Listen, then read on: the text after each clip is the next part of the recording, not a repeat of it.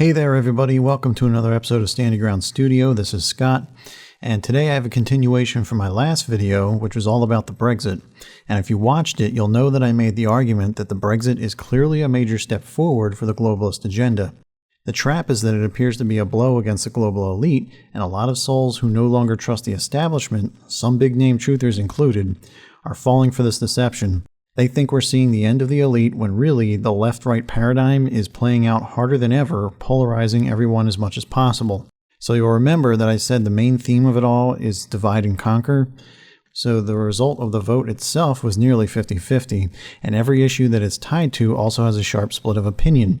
So this is all in the name of destroying any type of public consensus worldwide, and you can watch the video for details why I think that. So the main attraction of it all is that one side sees the Brexit as a clear victory for personal and national sovereignty, and the other side sees it as being xenophobic, regressive, and irresponsible in nature. And of course, the stakes couldn't be any higher for anyone right now, so everyone keeps digging in more emotionally.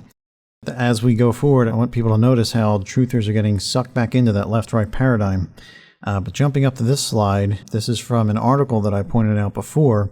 So it takes all the concerns of the nations and unions fracturing and the dire consequences of it and butts it up against the isolationist nationalist view. So again, voters in the UK did more than reject the European Union and throw out David Cameron. They also set off a cascade of events that could spark global economic chaos, remake the Western world, reverberate through November's presidential election, and challenge U.S. security for years to come. The referendum campaign, just like the U.S. election, has boiled with populist anger, fear-mongering by politicians, hostility towards distant political elites, and resurgent nationalism, and exposed a visceral feeling in the electorate that ordinary voters have lost control of politics that shape their own lives. And here's the key point. Its success raises the question of whether those forces will exert a similar influence in America in November. And like I said before, since there's such a perfect overlap between the two, the short answer is yes. And after I posted the video, I was having the thought that the campaigns between Trump and Hillary, they're going to be like neck and neck. Like every other vote or issue, it's kind of 50-50. As chaotic as it's going to be that way all the way to the end. And they're going to keep polarizing everybody more as we go. And then just today, this article popped up. A new poll says that Clinton and Trump run neck and neck. And some earlier polls said that Clinton had a bit of a notable lead, but this new one is saying that actually Trump is within the margin of error, so they're kind of like almost right up against one another. But I really want to focus on this video right here, which I'll play back in a moment. Notice how it's cut together, so it cross-cuts between what Hillary says, what Trump says, what Hillary says, what Trump says, and this is the perfect representation of left-right, and we're going to keep driving everybody nuts about this. So again, if you think the Brexit was a surprise event, notice how it's being perfectly reflected here in the U.S. also. I've said it before, and I'll say it again in the future, this is a controlled argument. Donald Trump is controlled. People like Alex Jones, who are pushing their viewers to accept him, are also controlled. I'm going to let it go at that. I'm going to play it back. It's about 1:45, and then after that I'm going to switch gears and come at this from a different angle. Together, we accomplished what nobody thought was absolutely possible. It may be hard to see tonight, but we are all standing under a glass ceiling right now.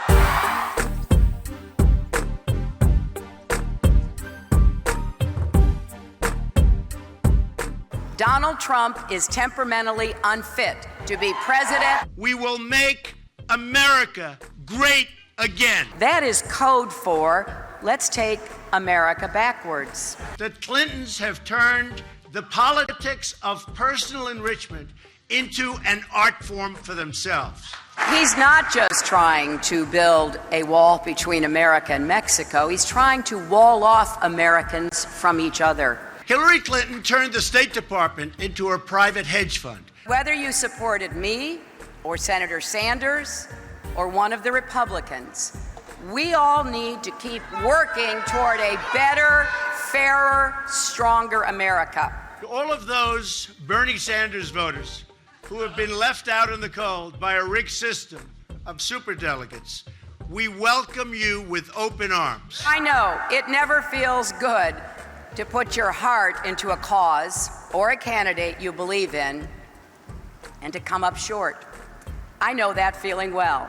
The last thing we need is Hillary Clinton in the White House or an extension of the Obama disaster? The stakes in this election are high, and the choice is clear.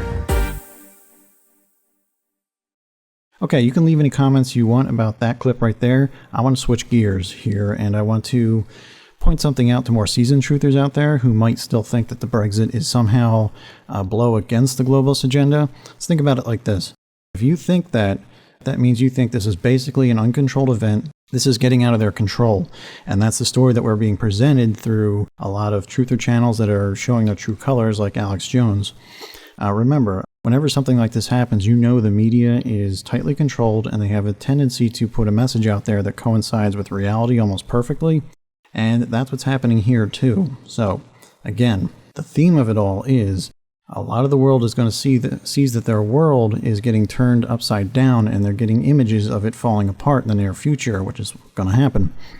A lot of people out there are seeing a chance to unite and to fight against the centralist powers and to get their freedom back. And it's being dubbed as an Independence Day. And just like here, it's being referred to as a resurgent nationalism. So let's jump over here and listen to the end of Nigel Farage's speech. Let June the 23rd go down in our history as our Independence Day.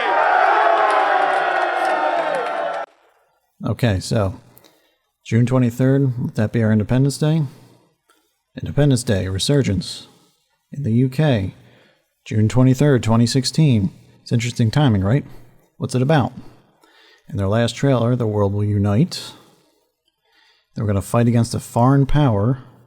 At the exact same time, we're going to see our entire world get pulled up, turned upside down, and just fall apart. It's this whole what goes up must come down type of theme. And they see society crashing. And you might think, okay, yeah, I see what you're saying there. It's kind of clever, but I don't really buy into it. Well, it was in the media too. So this is from like the next day. So resurgence and Brexit, the most brilliant movie marketing ploy of all time. So again, society's falling apart. So this guy right here kind of gets it. Photoshops a bunch of people celebrating their uniting as a kingdom. Meanwhile, behind them, the rest of the world sees the world falling apart. Let's all just hope this is an elaborate marketing stunt for the new Independence Day film. And again, it's about reality and fiction blending together so nobody can tell the two apart. So this viral marketing campaign for the new Independence Day film is pretty intense. And let's jump over to John Oliver. And this guy is hugely on the left. He always pushes the left side of it. And he's got that whole vibe of, what did you horrible Brits do? The horror you're going to bring on us. Let's listen to this. Oliver then mentioned that the sequel to the 1996 movie Independence Day, which both Johnson and Farage seem to be channeling, features the wholesale destruction of London, a scene that feels pretty appropriate right now, Oliver said. And again, they put this image up here. So one of the posters, again, is Big Ben getting ready to be destroyed, which is something they actually like to do a lot, because that's all about the smashing of time and 0 hour, and it's a big spiritual message that they like to send. It's a visual. But getting back to reality, just to finish it all off, but for Oliver, the real difference between Brexit and Independence Day is all too clear, and they represent a warning to America. There are no effing do-overs. And this is a very clear message that's being sent to everybody, so you got to remember, when a movie like this comes out, people are taking it in on a lot of levels, not just emotionally, spiritually. We are being prepped for a vision of the future. And they do this all the time, and if you can't see how oddly these are coinciding, then you need to back away a little bit. I don't know, there's just no way this is uncontrolled. Feel free to leave any comments below, but I'm telling you, anybody who says that the Brexit is the beginning of the end of the elite, they're falling into the narrative. That's what I've been saying all along on this channel. Go ahead and leave any comments below, questions, share this video, like it, dislike it. Let me know what you think. Thank you for watching. I'll catch you next time.